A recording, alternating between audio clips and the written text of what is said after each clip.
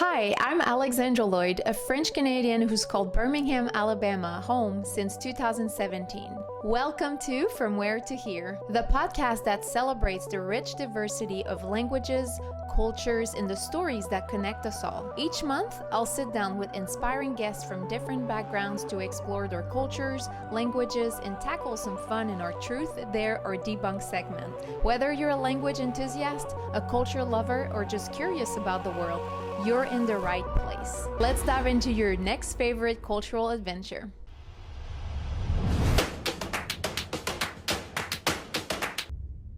I still remember that day very good, and I still remember what I was wearing as well. Oh yeah? Yes, I was wearing a dark jeans with like a tank top, and it was blue too. The moment he told us that we're coming to America, first I thought he was joking. I didn't take it serious until I saw the passport in my hand, and I'm like, oh, we're literally leaving Syria. I wasn't sure what I was expecting. All I know, I didn't want to leave back then because I was, even though there was a war and some conflicts, but I was happy.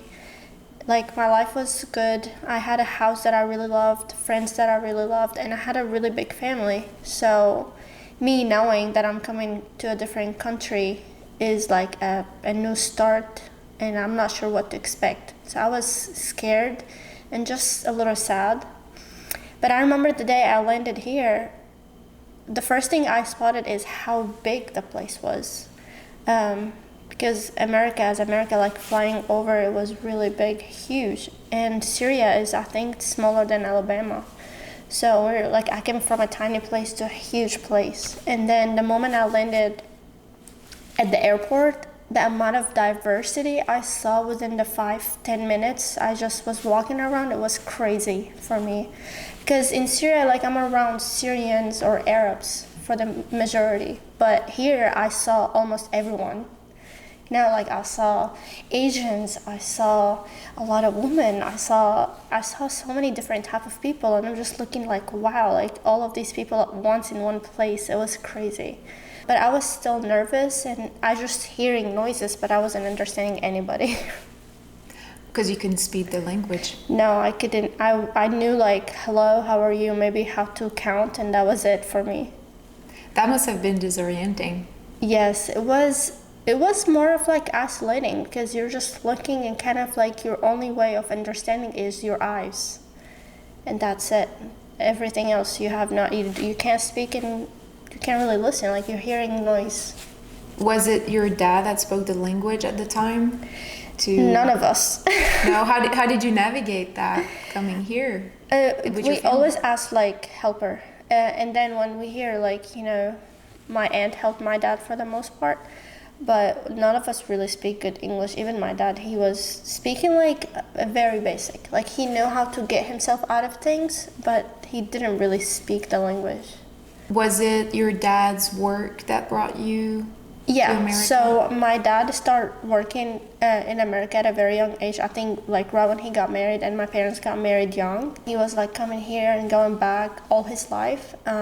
So that's why it was an easy travel for me, because he made it all legally. He already had like a good history here. So the background check all went smooth. It's very smooth. So we didn't really struggle coming to America. Mm-hmm. It was a very, very smooth process. And that's interesting. You said I only had my eyes to kind of connect with people. Yes. And the first thing you said was, I even remember what I was wearing. That just shows how strong your visual sense was so strong at that time, especially. Yes, and when you don't speak the language, it gets even stronger, because you're kind of trying to, so you're hearing a word, you don't know what it means, but you're also looking what people are doing after they say the word. Like, I remember one of the very first word I heard when I was in like my day 2 or 3 in school, somebody say, go get it. I didn't know what that mean, but I saw the girl running behind the ball, and I assumed that mean like go get the ball. And so I was like looking, because I want to understand what's going on, and your eyes is your best bet to use when you're not speaking anything. You don't know what it is. You just have to use your only tool, I'll say. You didn't speak English when you got here, but you were learning French Yes. instead. What was it like starting over in a language you didn't know? And actually, okay, so the school system in Syria, you do have to pick a language like English or French.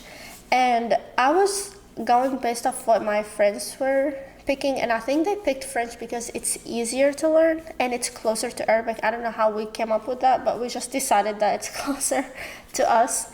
So we picked it, but even when I picked the French, I knew that when you learn any language in school, they really don't teach you to speak it, more of like you get familiar with the language and some grammars and things. And I was excited to learn French because French always sounds very like cool to me. But I didn't know that. I wish I picked English. At least knowing a couple phrases to use would have helped. I had zero clue that one day I'm gonna make it out of Syria. Mm-hmm. It came like within 1 month. My dad said we're leaving, and he actually we were like, you know, we sold the house and we actually left. And that was to me like, wow, you had no preparation for anything. In fact, when I came here, I still picked French, and I was learning French in English, and it was funny. People always laughed, like, why did you pick French?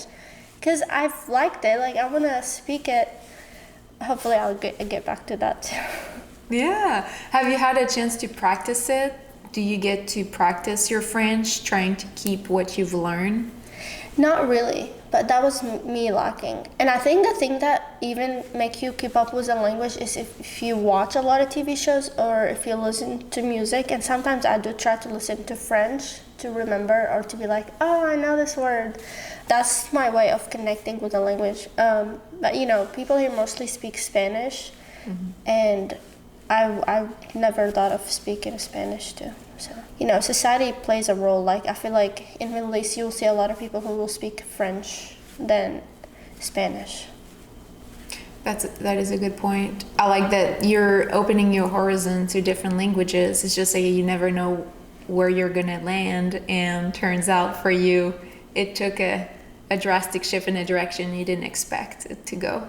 No, and it's crazy because sometimes you pick blindly, like you pick based off, you don't pick out of seriousness. Yeah, how I'm gonna use this for a future. You just pick, I like the sound of this, I'm just gonna use it, you know? But you really never know what next for you. Touching back on Arabic, you once said Arabic is a very emotional language, and you even described yourself as being an emotional person. What do you mean by that, and how does it shape how you express yourself? Yes, I love Arabic. And I like the sound of Arabic. I think it's very poetic. Like, to me, Arabic, when you listen to Arabic for so long, it touches your heart. Now, I don't know if because I speak that language and it's what I started with, but to me, Arabic brings the tender part of me, the soft part of me. I feel like I'm more naked when I speak Arabic. You're more naked? Yes. But when I speak English, I'm definitely a lot more structured and more organized because I'm aware what I'm saying in English. Because my brain, when I'm speaking English, kind of organize my thoughts and like I have a better structure. But in Arabic, I'm speaking myself. Like, a lot of time I don't have to think. It just comes. So that's where the emotions comes, because you don't really organize your emotions. They come out as if you're speaking or you're seeing something, you know. But when it comes to English, I'm thinking about it before I say it. And that's why, to me, Arab is more like, this is me. Like, when I speak Arabic, I'm more myself. And also, people say my voice changes when I speak Arabic. And I think that's because I'm more real. So even my voice is more real in Arabic. We're gonna get to hear your voice in Arabic during our Truth or Dare or Debunk segment. So I look forward to that. Yeah. I think people who speak two different languages, most of them experience the same thing. Like, they experience a different personality in them when they speak a different language. Yeah, I can see some of that playing along when I speak French. I definitely get mad and more emotional in French, so I can see that part. It's interesting. It blends in, and then context plays a big role, obviously. When you said naked, is this a metaphor to say you feel really raw in terms of your whole being raw to what it is, or literally naked? No, wrong. Like the vision, not me. Yeah. So for me, when I speak, I'm as a person, like as Yumi, I'm a very, like, I'll say not a mess person, but I speak my mind immediately. I don't really organize myself. And the thing when I speak English, it helped me structure myself because I have to think about putting the sentence together to speak it right. So that's what add up to my character when I speak English. My brain kind of in a process of, organize your sentence and then say it. But in Arabic, I've always just, the thought comes, I say it. And a lot of time I don't even think what I said, it comes out. Whether it's right or wrong, whether I should say it or not, just whatever, like my brain, I speak it out immediately. And that's how like this is me. Like if we're in an argument or if I'm explaining something, whatever hits my mind, I'm just gonna speak it. But in English, it's more of like, and that's because I've had to learn to speak the language. I've had to learn to organize my sentence. So it also add up to my character when I speak English. I'm more organized in my thoughts than Arabic. Yeah. So that's why I'm more raw. Like I'm more of, here I say my mind, here I'm more aware of what I'm speaking. Yes. Okay, so the question, which I feel like now I kind of know the answer, but I'm going to ask you anyway. Do you feel more yourself in Arabic or English? Or does it depend on who you're with? I think as far as myself, Arabic. Because I know how to express myself better in Arabic. But also lately, English is becoming, I've noticed that now when I journal in Arabic, but lately I noticed that I start to add some English to it. And that's mean that my brain also start to like adapt English without thinking too much. And to me that's like a good sign. Like I'm more in tune right now with English than I was. But I think Arabic will always make me like feel different. Yeah. Especially that I like the sound of Arabic too. I really love Arabic. And I think I'm blessed that I speak that language. Because there's like the different accents and I kind of play a game with it too. Like I know if someone from Egypt, like I know just the moment they say a sentence or two, I'm like, yeah, I know where you're from. You don't have to say. Because I'm very like in tune with Arabic. So I kind of know if somebody speak Arabic, I'm like, hey, you're from Morocco, you're from Egypt, you're from Lebanon. I know like immediately. So there's different dialects. Yes. There's even different dialects within the same country itself. Like people from Damascus, they speak completely different than people from Aleppo, and we're both Syrians. And what's a key aspect of that dialect, let's say, that represent Egypt well or Lebanon so that your ear can detect it? The way they talk, they have specific words too. Like Egyptian is one of the things I really love. Like when I love Egyptian too because Egyptians makes me smile immediately. First, they talk so fast. So a lot of time I can't keep up. Like they talk fast and they're funny. Like even when they're mad, a lot of time I say like when I see an Egyptian person mad and they talk, it makes me more like laughing than I'm like, oh, I'm mad with you too. Because they have their own way of talking and it's very, very cool. And I think Egyptian, like in history, it's been there forever. Like Egypt always been in history, you know, like old time ago. So their language is rooted. And I will say Egyptians to me, they're the funny ones. Like I really like, and I know how to say it a little, like, but I don't embarrass myself because around Egyptians it's kind of hard to try. They will spot me. They know I'm not, but I really understand it well. And I think that's also because the amount of TV shows and cartoons and things you watch as a kid growing up, and I kind of like watch everything. So I would like listen to Lebanese songs and also watch this Egyptian movie and always watching Syrian TV shows. So that also make me know, like when you speak on, yeah, you're from, you don't have to tell me where you're from, I know. So you've had a really good exposure to all these dialects growing up, it sounds like. Because I've always asked how we call it all Arabic, but also every single country has their own words of Arabic. And I'm like, how we understand all of this? Like how a Syrian person meet an Egyptian person, we technically say in two different words, but we still understand. Like for example, in Syria, we say a word that means good. like I'm good, but in Egypt they will say something else that mean I'm good. But how do I know that? You know, like where did we learn it? And I think the only way I'll think about it is because of TV shows and songs. I think that's what make you know. Because we don't learn it. Like, I'm not sitting in my house learning this is how Egyptians speak. But the moment I meet an Egyptian person, I know what they're saying. Oh, that's pretty cool. Yeah. I really love that. I love how well versed you are in all the dialects that tie into your primary language, Yes. really, and even more because you know some French and obviously English very well. Yeah. All right. So one thing I miss saying like we say as Syrian people actually in Damascus is that if you ask me something, I would say ala rasi, mean instead of saying yes, I'm gonna get it done for you, I'll say ala rasi, which means on top of my head. Like, yeah. So it's a very common thing. Instead of us saying yes, like let's say you ask me for a favor, like bring you something, and instead of me saying yeah, I will just say ala rasi, which means like on top of my head. I know it's hard to like be like what, but which means like I'm very happy to get it done for you. So like it's like you on top of my head. Like what you asked me is here. Oh, that's fun. Okay, so did I hear an R sound? Yes. So Ala Hasi? ala Allah rasi. Rasi. Yeah. Allah Rasi. And we say that instead Ala of saying rasi. yeah. Yes. Allah Rasi. There you go. Nice. We say that instead of saying yes, which means like I'm happy to get it done for you. What is yes in Arabic? Naam. Naam? Oh, a. We in Damascus we say a. A. But then I don't say A, I say Ala Rasi. Yes, ala rasi. Very cool. Awesome. Thanks for teaching me that. There is a word that I also love saying. So let's say I hand you this. Instead of saying thank you, in Syria we say Tislam idak, which means bless your hand.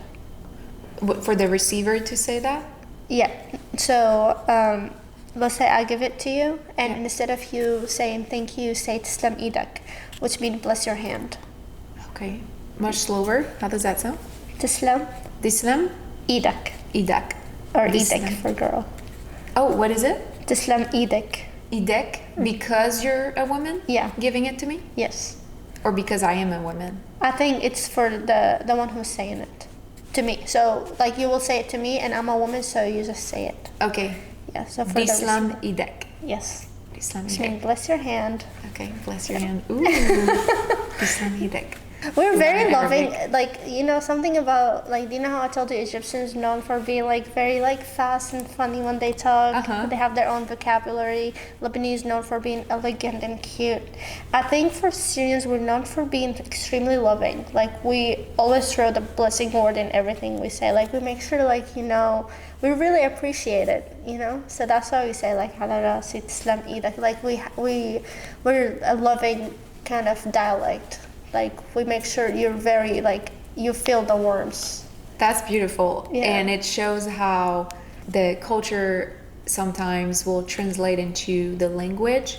You said it has those words, those sentences that bring meanings into what your culture is about. Yes. And another thing that I've seen too is where there's more ways to say something in a particular language because of the meaning behind. So for example, you say we're very loving, so then you said loving, and what was the other word you said? We are Very warm. very warm. So you have different ways in the language to show your warmth. Yes. I think Yeah. it's beautiful. Thank you. Yeah, we love to like use these words to be like, yeah, like you're welcome. Like thank you. We really appreciate what you're doing. Yeah. Like, and I think it's also crazy that people, you know, because of the war, we kind of expanded. Like we went everywhere. Like in Egypt, Lebanon, Jordan. Like you find Syrians everywhere now. And I have an Egyptian friend. He always asks me, "What does this mean? What does this mean?" And we use, you know, darasi a lot. Like that's instead of thank you. Like you know how much we say thank you. So instead of saying thank you, we say darasi. But we also the way we say man, we say it different. So we have our own words. So we say instead of saying man like the traditional way, we say zalame. So say ala rasi ya zalame or shay hek. But in Arabic, when we say that, people be like, "Oh, you're Syrian." Oh, they know. Yes. So could you say à la raci at any time? Yeah. Okay. That's to like replace normally, thank you? Yeah, that's normally cool. when you get any service done, you say that. Okay. And it's like a very, like, I really appreciate it, basically. So, like, I'll put you on my head for it. Before we wrap up, I want to bring this back to our listeners. What is one Arabic phrase or Syrian saying you'd love everyone listening to carry with them? And maybe that's the one you already taught me. Maybe that's another one. There's one I tell myself when I'm, like, in a bad situation. It's kind of a long one, though. We say, الصبر مفتاح الفرج, which means patience is the key to relief. And another thing we say also that is extremely Syrian, we say على قد لحافك مد رجليك, which means stretch your legs as far as your blanket goes. Can you explain the meaning behind it? Yeah, so which means, like, you know, you kind of have to see yourself in the middle where, yes, look up and seek opportunities, but also look that you are in a place where people are worse than you, and so you have to be thankful while seeking opportunities. Stuck where you always stress over being in a better place and doing better things, and also don't stuck in a place where you don't want to seek any new opportunities. No, like, be thankful, but also look up to be better. Ooh, that's a good one. I'll take it for myself. I tend to want to reach higher, and I need to constantly remind myself to be grateful. And it's not that I'm not grateful, but just pausing and appreciating. So maybe, you know, journaling. All good advice I'll personally take for myself. Thank you, Yumi, for sharing your amazing journey with us today. And if you are inspired by today's guest, subscribe to From Where to Here everywhere you listen to your podcast, share the episode with a friend, and in the meantime, keep exploring. Thank you for tuning in to From Where to Here. If you enjoyed this episode, be sure to hit subscribe, leave a review, and share it with someone who loves discovering new cultures. Follow us on Instagram at From Where to Here Pod for exclusive updates, behind the scenes moments, and a peek at upcoming guests. Until next time, keep learning, keep connecting, and keep celebrating the beauty of languages and cultures. À bientôt!